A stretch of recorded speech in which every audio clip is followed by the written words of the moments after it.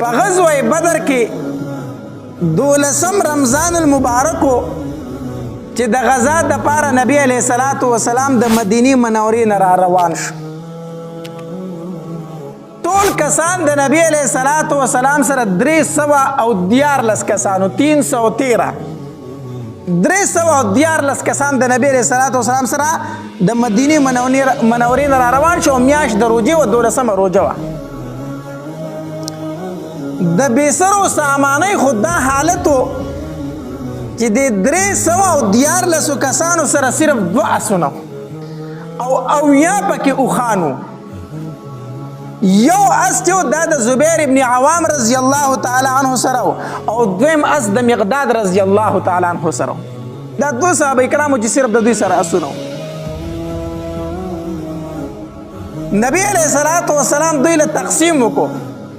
په هر وخت باندې 3 کسان مقرر کړو چې وار په وار باندې په یو وخت باندې 3 تنه ځای. یو به په بره راسي 2 به پیدل رواني، بیا به بل په وخت سور شي بیا به نور 2 پیدل رواني. هر وخت باندې 3 کسان نبی علیه السلام تقسیم کړو. 3 تنو ته یو وخت ورکو.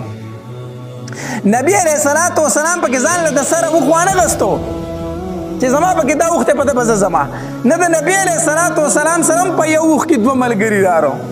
یو حضرت علی رضی الله تعالی عنہ، دویم ابو لبابه رضی الله تعالی عنہ. دا د نبی اسلام د اوخ ملګری وو.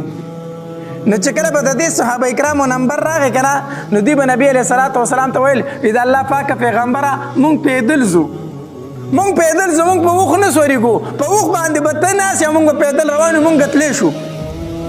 نبی علیه الصلاة وسلام ورته وفرمایل وی نه خو تاسو زمانه چا کې چې زه کمزور یم چې تاسو پیدل تللی شئ نو زه هم پیدل تللی شم، او نه تاسو زمانه د ثواب ډېر زیات محتاجمن یئ. داسې هم نه ده چې تاسو ثواب ته احتیاج لرئ او زه نه لرم، او داسې هم نه ده چې زه کمزور یم او تاسو چا کې چې تاسو پیدل تللی شئ زه به در سره هم پیدل ځم. نبی علیه السلام د خپلو ملګرو سره په اوښ باندې ګورې نمبر کړی دی ښه چې څه فاصلې پورې به نبی علیه السلام لاړ. بیا به یې صحابي ته وفرمیل علی رضی الله تعالی عنه اوس ستا نمبر دی ته اوښ ته راوخې چې زه به پیدل ځم. بیا به چې د ابو لبابه رضی الله تعالی عنه نمبر راغی اوس ته اوښ ته راوخې چې زه به پیدل ځم. حالانکې هغه صحابه کرامو چې په نبی علیه السلام باندې خپل سرونه شیندل، خو نبی علیه السلام دا نه ده خوښه کړې چې زه دې په اوښ ځم او زما ملګری دې پیدل روان دي. په دې دوران کې ابو سفیان ته خبر ورسېدو چې نبی علیه الصلاة وسلام په قابلي باندې د حملې کولو دپاره د خپلو ملګرو سره را روان دی. نو ابو سفیان یو داسې وکړو چې مکې ته یو کس ولیږو، وی هلته خبر ورکه چې د خپلې قافلې حفاظت وکړئ، د خپل سامان تجارت حفاظت وکړئ. ته مکه کې خبر ورکه چې مخې له راوځي. یو دا، او دویم یو جاسوس خور کو وی ته زه چې نبی علیه السلام کم ځای ته را روان دی ته زه ګوره. هغه کس چې مکې ته ورسېدو نه هغه د خپل اوښ دا پوزه په توره وواله وینې کو او په مکه کې چیغې کړې. خلک ورته راټول شو څه چل دی؟ وی ستاسو د تجارت په قافلې باندې حمله کېدونکي د مدینې د طرف نه د هغې حفاظت وکړئ. لاړ شئ د هغې څه وکړئ؟ حفاظت وکړئ. دلته کې ابو سفیان کسان خواره کړي چې تاسو د نبی علیه السلام د قافلې حال احوال مال راوړئ چې کوم ځای ته راورسېده. نبی علیه الصلاة وسلام هم 2 صحابه کرام مخکې ولیږل چې د ابو سفیان قافله کوم ځای کې تېرېږي هلته ماته خبر راکړئ. دا 2 صحابه کرام بدر ته راورسېدل، د بدر مقام ته. هلته یوه چینه وه، هغې خواله لاړو، اوبه یې ترې وڅکلې او مشکې چې د اوبو ډک کړو، اوښانې اخوا د یو غونډکۍ ویښته پټ کېنولي وو. دوی چې اوبه څکلې دغلته یو 2 زنانه وې دې چینې په خوا کې، د هغې د یو بل سره جګړه شوه. دا یوه ښځه دې بلې ته وایي زما قرض پیسې راکئ که نه راکئ، په تا مې قرضه ده هغه پیسې ماله راکئ که نه راکئ. هغه بله ښځه ورته وایي ته لږ صبر وکړه، د قریشو قافله را روانه ده دې ځای ته به راځي، نو چې کله راشي نو زه به پکې ځان له څخه اخیستل او خرڅول وکړم، ستا قرض به تاله درکړم که نه، یو 3 ورځې پس دې ځای ته رارسي. او صحابه کرام پوه شو چې د ابو سفیان قافله دې ځای ته را روانه ده. د ښځو د خولې نه خبره واورېده که نه.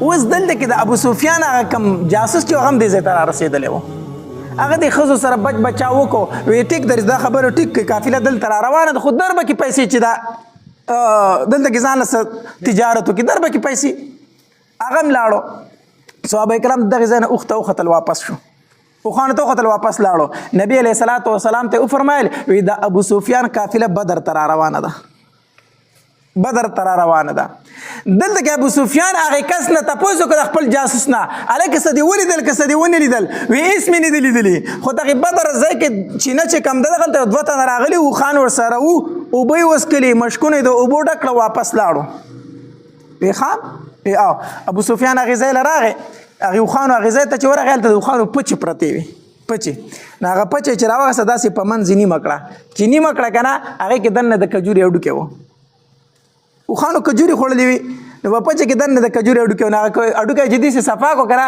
وی قسم په الله چې دا هډوکی چې دی که نه دا د مدینې د کجورو دی دومره وخیار خلک ښه وی دا هډوکی چې دی که نه دا د مدینې د کجورو دی نو دا کم دوه کسان چې راغلي دا هم د مدینې نه راغلي دي بس د نبی علیه صلات وسلام جاسوسانو دې ځای ته راغلي دي ابو سفیان خو خبر شو چې نبی علیه صلات وسلام را پسې دلته را روان دی خپله قافله بدل کړه لاره یې بدل کړه په بله لار روان شو هغه د بدر باندې چې کومه لار وه هغه یې څه کړله پرېښوده په بله لار روان شو چې په بله لار باندې روان شو ابو سفیان بیا مکې ته کس ولیږو وی زه په خیر او په عافیت د هغوی نه راووتم او که تاسو را روان شوي یې واپس شئ موږ د هغوی نه راووتو سامان خو راویستو اوس تاسو څه له راځئ مه راځئ ابو جهل ورته وی نه چې په بدر کې مې ډمې نه ګډولي نو واپس نه راځم زه به بدر ته ځم اوس زه راوتی ما چې زه دوی ته خپل زور وښیم چې سبا دپاره بیا دا کار نه کوي ابو جهل شروع شو